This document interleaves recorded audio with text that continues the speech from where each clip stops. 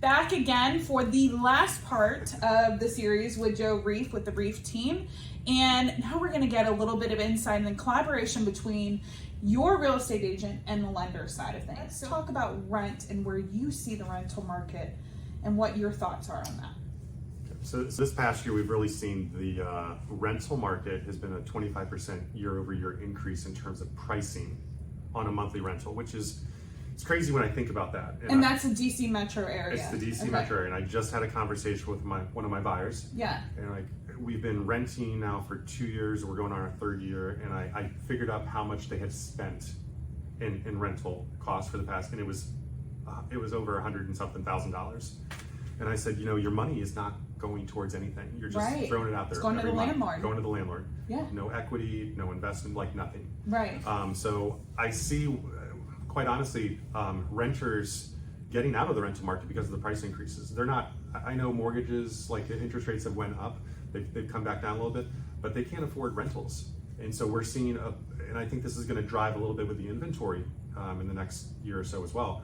We're seeing people get out of the rental market and move back into the housing market, and they're going to be searching for what with every other buyer right now. Yeah, and I think that's a shocking number. I know the national is sitting around 8% of an annual increase. Now, keep in mind, 8% is still higher than what the height of the mortgage interest rates, 30-year fixed rates were last year. I mean, it didn't reach 8% on a 30-year fix. So annually, not 30 years, annually, your rent is going up. So whether you sign a 1-year contract or 2-year contract, usually it's no longer than 2 years, depending on the management company or landlord. And we're seeing some people break their leases because they're like, it's so much more cost effective for me to get into a home. Right. I will break the lease because my money again is going towards nothing. And you got to also consider, the initial, your first and last month's rent with the security deposit, which who knows if you're going to get it back.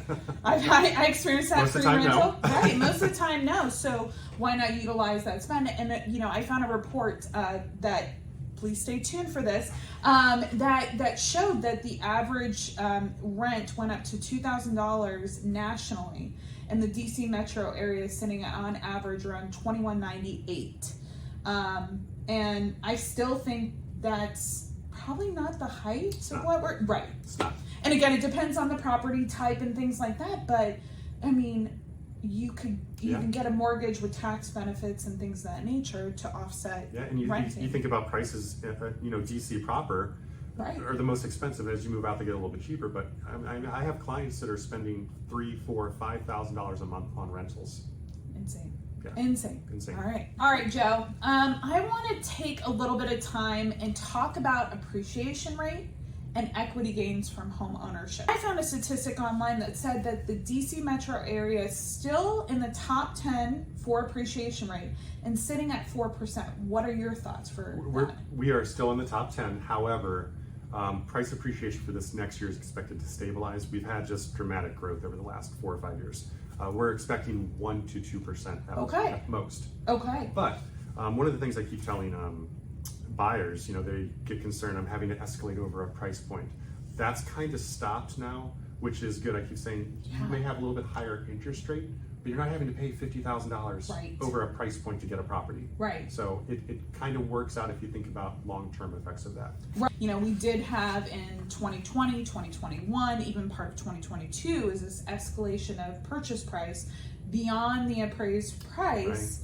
And that's where the wave of appraisals came. Correct. And so you're not seeing the wave of We're seeing a little bit, but not nowhere near what it was. Right. It wasn't the market industry trend that it was for so long. Right. Waived appraisals, waived inspections, just every contingency across the board was waived. So we're kind of getting a little bit back to happy medium with buyers. Closing up, I want to talk a little bit about, why do you think it's important to keep in touch from both a buyer and seller side with your lender and with your real estate agent? Your home's your biggest investment, and yes. we look at that each year. We do a market analysis. We send out to our clients. It should be like your stock portfolio. We send stuff out every year. Good years and bad years. I mean, years fluctuate, but this is what your home is worth. These are things you may need to consider.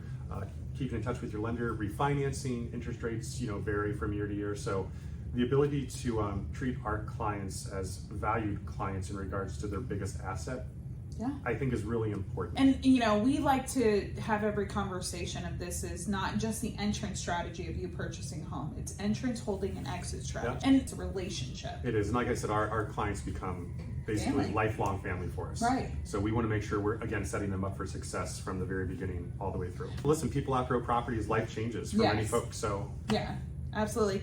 Well, in closing, I just want to thank everybody. So please continue to listen. Please also follow the Reef team on social media with TTR Sotheby's. Follow Joe and his team, Peter and Chris. And continue to stay tuned with some more information. Thank you so much, Joe, for Thank your you. time. I appreciate it. Appreciate it. And we will see you and get ready for spring market prep.